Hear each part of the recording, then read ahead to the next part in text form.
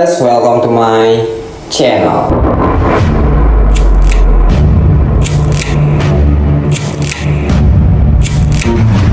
Kali ini saya akan merangkum sebuah film yang berjudul The Killer, menceritakan seorang mantan pembunuh bayaran yang harus kembali demi menyelamatkan seorang gadis.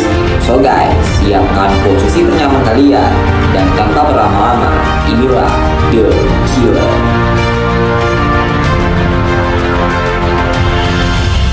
Di awal film, kita diperkenalkan dengan sepasang suami istri yang bernama Beng dan Hyun-soo yang sedang bernegosiasi dikarenakan Hyun-soo hendak berlibur bersama temannya ke sebuah pulau dan akan berniat menitipkan anak perempuan temannya itu kepada Beng. 제주도 여행 같이 간 언니 있지? Di mana Beng merasa sangat keberatan jika harus menjaga anak itu yang sudah pasti sangat merepotkan. Hingga setelah melakukan perdebatan yang cukup panjang, akhirnya Beng tidak dapat menolak permintaan istrinya itu. Singkat cerita, Beng mengantarkan Hyun-soo dan temannya ke bandara.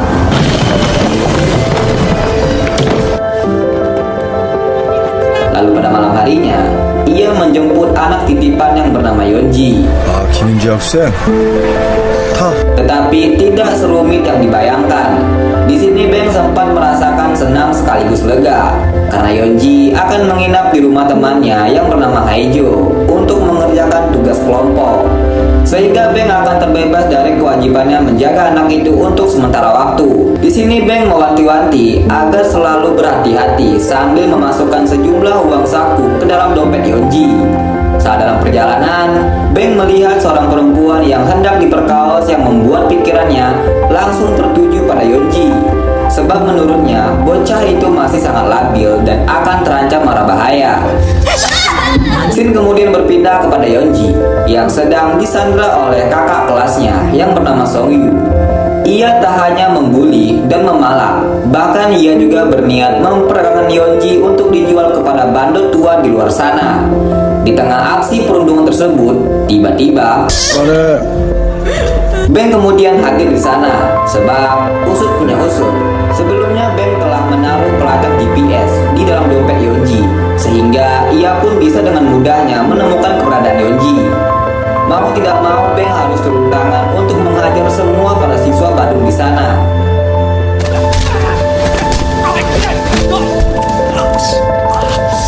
Dikarenakan Hyun-soo sempat berpesan agar Yeonji dijaga sebaik mungkin, kalau bisa jangan sampai lecet sedikit pun, sampai akhirnya Sonyu dan kawan-kawannya berhasil dihabisi oleh Beng. Setelah kejadian semalam, hubungan Beng dan Yeonji mulai dekat. Namun di saat bersamaan, masalah juga mulai bermunculan, di mana pada malam berikutnya tampak pihak kepolisian sedang menginvestigasi sebuah tempat skating karena telah terjadi pembunuhan yang menewaskan 5 orang siswa. Tak lain dan tak bukan, tempat itu merupakan tempat Yeonji yang disandra sebelumnya. Lalu ketika Beng mencari informasi lebih lanjut, didapatilah fakta yang mengejutkan bahwa kelima korban meninggal di tempat skating itu adalah kelima siswa yang pernah diajarnya. Dan menurut hasil penyelidikan kepolisian, pembunuhan itu terjadi dalam waktu yang berdekatan setelah Beng meninggalkan TKP.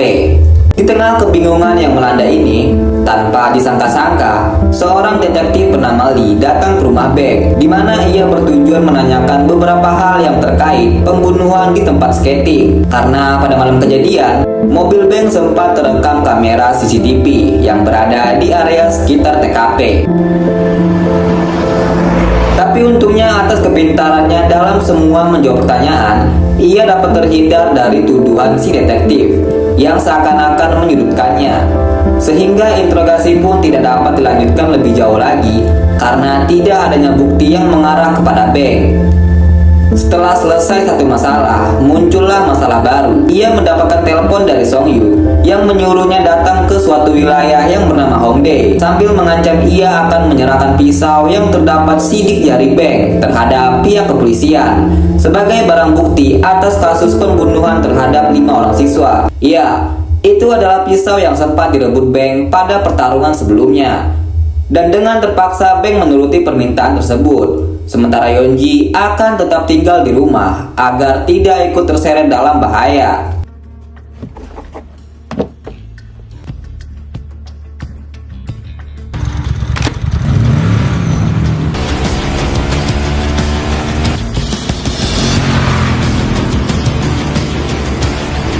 Sungguh di luar dugaan, bukannya datang ke tempat yang telah ditentukan, Beng malah langsung mendatangi markas Song Yu, yang membuat Song Yu dan kakaknya yang bernama Docul panik bukan main. Dikarenakan markas mereka sedang minim penjagaan, sebab sebelumnya beberapa anggota telah dikerahkan ke Hongdae dengan tujuan untuk menghabisi Beng.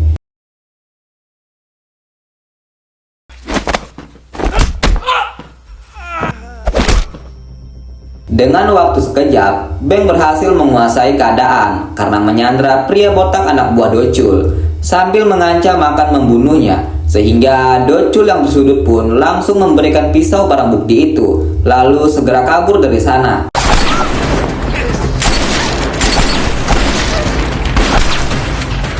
Ketika Beng sedang mengejar mereka, tanpa disangka, seorang pria berambut pirang, sebut saja namanya John, datang menghalanginya.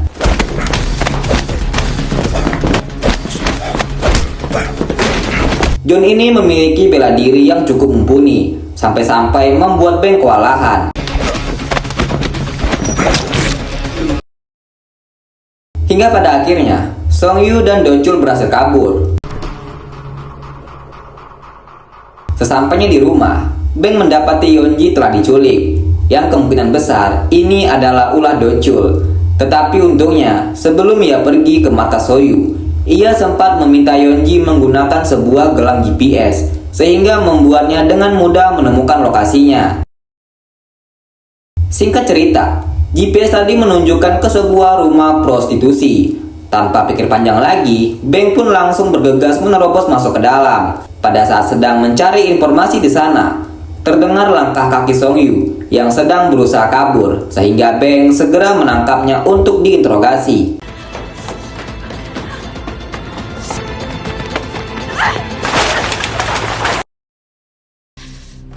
안전하고 체계적으로 관리해주니. Dikarenakan Song Yu tidak ingin buka mulut, Beng pun terpaksa menikam pahanya dengan pisau. Sampai pada akhirnya, ia mengatakan bahwa Yeonji sudah tidak ada di sana, melainkan sudah dibawa ke suatu tempat untuk diperjualbelikan. Pelacak GPS milik Beng mengarahkan ke tempat tersebut karena gelang GPS Yeonji telah dirampas oleh Song Yun. Sesuai informasi dari Song Yun sebelumnya, Beng pun menuju ke sebuah hotel prostitusi yang bernama Dongtail Day. Setelah sampai di sana, kedatangannya pun langsung disambut oleh beberapa anggota gangster.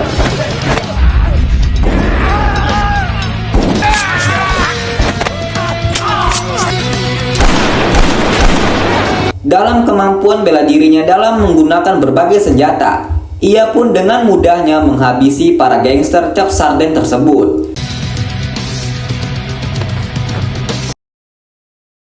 Di sisi lain, tampak Song Yun telah meninggal akibat pendarahan setelah sempat ditikam oleh Beng.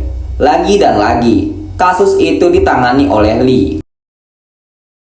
Singkat cerita, Beng menyisakan 3 orang anggota gangster yang terbilang masih cukup bocah dan mulai menghabisi beberapa di antaranya sambil mengancam yang terakhir agar buka mulut terkait keberadaan Yeonji. Akan tetapi, usai mendapatkan informasi tersebut, tanpa disangka-sangka, Beng dihampiri oleh John yang menantangnya duel 1 lawan 1.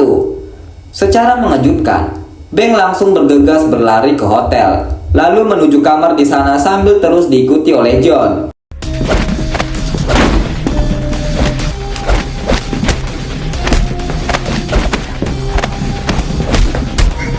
Dalam pertarungan ini, Beng diam-diam mengaitkan tali ke celana John dan langsung terjun bebas ke bawah. Sementara John kepental ke tembok sampai tak sadarkan diri. Tetapi sangat disayangkan, masalah belum selesai sampai di sini. Karena tak lama kemudian, Lee muncul sambil menodongkan senjata ke arah Beng dan ia mulai mengungkapkan beberapa kejahatan yang telah dilakukan oleh Beng, di antara pembunuhan terhadap 5 siswa di tempat skating sekaligus pembunuhan Song Yun di rumah prostitusi saat sedang adu mulut. Beng merebut pistol dari tangan si detektif. Kemudian ia membawanya ke suatu tempat dan mulai menceritakan tentang semua peristiwa yang telah terjadi. Menurut informasi yang didapatkan dari seorang anak buah gangster semalam, Tak akan lama lagi Yeonji akan dibawa kabur menggunakan kapal karena hendak diperjualbelikan ke Rusia. Untungnya, sebelum semua itu terjadi, seketika Bang memacu mobilnya, lalu menabrak mobil yang ditumpangi Yeonji.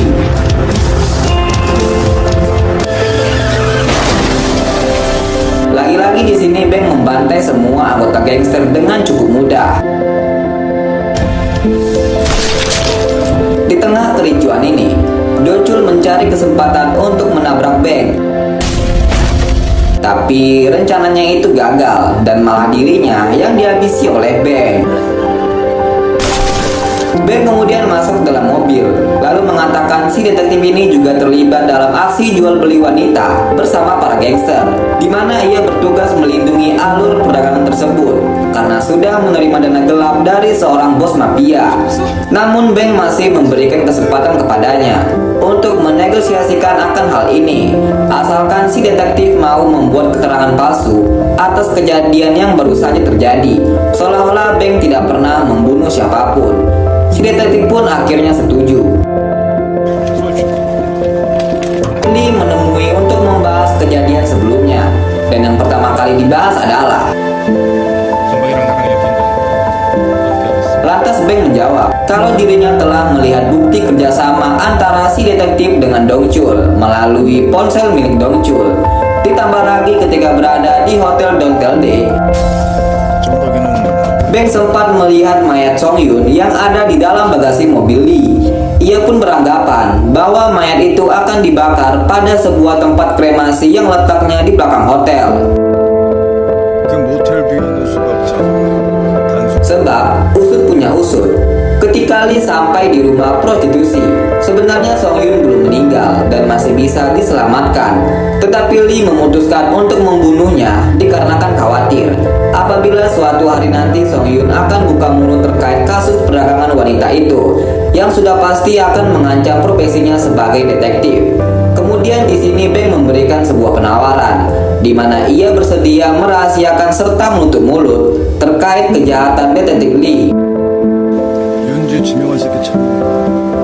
asalkan si detektif mau membantunya untuk mencari bos mafia yang terlibat di dalam kasus ini. Sampai akhirnya Lee pun menyetujui, walaupun Lee belum tahu pasti mengenai keberadaan bos mafia tersebut. Di tempat lain, Bang menemukan seorang pria bernama Kim yang merupakan penadah senjata ilegal. Di pertemuan ini, mulailah terungkap jika sebenarnya Bang adalah mantan pembunuh bayaran, di mana ia telah berlangganan senjata ilegal dengan Kim untuk menuntaskan segala macam misinya selama ini. Di malam itu, Bang melakukan pembantaian terhadap beberapa orang gangster yang merupakan anak buah dari Hyungju. Karena menurut informasi dari Lee, Hyungju ini mengetahui keberadaan bos mafia itu. Siksaan demi siksaan pun dilancarkan kepada Hyungju, dan akhirnya Bang berhasil mendapatkan informasi penting. Dan setelah itu ia langsung membunuhnya.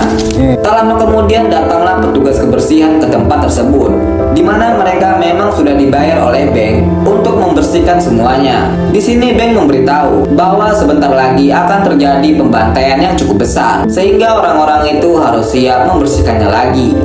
Keesokan harinya, Kim sedang merakit sebuah sniper pesanan Bang yang menandakan misi pembantaian akan segera dimulai. Scene berpindah ke sebuah villa mewah. Terlihat seorang pria kaya raya bernama Jong-un sedang mengadakan party, yang tak lain dia adalah bos mafia incaran Bang. Sementara itu di malam harinya, Bang mulai membantai beberapa orang penjaga di villa tersebut bermodalkan dengan snipernya. Kemudian ia langsung masuk ke dalam villa untuk mencari keberadaan Jong-un dan sambil diserang oleh beberapa penjaga. Di tengah baku tembak, Lee muncul dan langsung menyudutkannya. Lee telah berkhianat karena diiming-imingi bayaran besar oleh Jong-un, serta diberikan bantuan apabila dirinya terjerat kasus perdagangan wanita, karena ternyata Jong-un adalah seorang hakim. Kemudian senjata Bang pun mulai dilucuti satu persatu. Lalu sempat terjadi pembicaraan antara Bang dan Jong-un, seakan-akan mereka saling adu mental satu sama lain. Ketika Beng digiring ke satu tempat untuk dihabisi, ia pun segera memberontak dan langsung melancarkan serangan satu persatu termasuk Detektif Lee.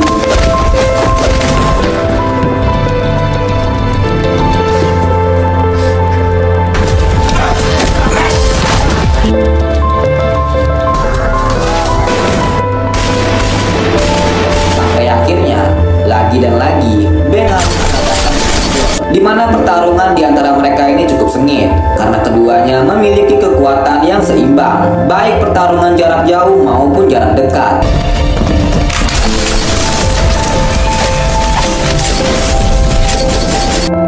Hingga di suatu kesempatan, Beng mampu membuat John sempoyongan, lalu menembaknya bertubi-tubi. Usai menghabisi semua penjaga, tujuan terakhirnya adalah membunuh Jong-un. Tampak Jong-un yang baru selesai mandi tampak tidak mengetahui apa-apa, merasa sangat kaget ketika mendapati Beng di dalam ruangannya. Mereka pun mulai membicarakan beberapa hal terkait bisnis perdagangan wanita, di mana Jong-un sempat mengajaknya berdamai serta bekerja sama sambil mengimingkan harta yang berlimpah. Namun tawaran itu jelas ditolak mentah-mentah oleh Beng dan ia langsung membunuh Jong-un. Berpindah ke suatu pulau bernama Jeju, tampak istri Beng masih bersama seorang temannya yang berlibur bersamanya, di mana tiba-tiba Juyun ini pamit ke suatu tempat karena ada urusan penting. Tetapi pada saat dalam mobil, Beng sudah ada di belakangnya sambil menodongkan pistol. Dari sini terungkap, apabila Jung Yeon ini terlibat dalam bisnis perdagangan wanita, bahkan ia memiliki peranan cukup penting, dan informasi tersebut didapati oleh Beng dari Ho Young Ju serta Jong Un. Yang lebih mengejutkan lagi, ia berencana menjual Yong Ji demi mendapatkan banyak uang, sebab usut punya usut. Sebenarnya Yong Ji ini bukanlah anak kandungnya, melainkan cuman anak angkat. Sampai pada akhirnya Beng membawanya ke sebuah tempat sepi dan lalu membunuhnya. Mulai saat itulah Yong Ji akan diasuh oleh Beng dan Ho Young Soo.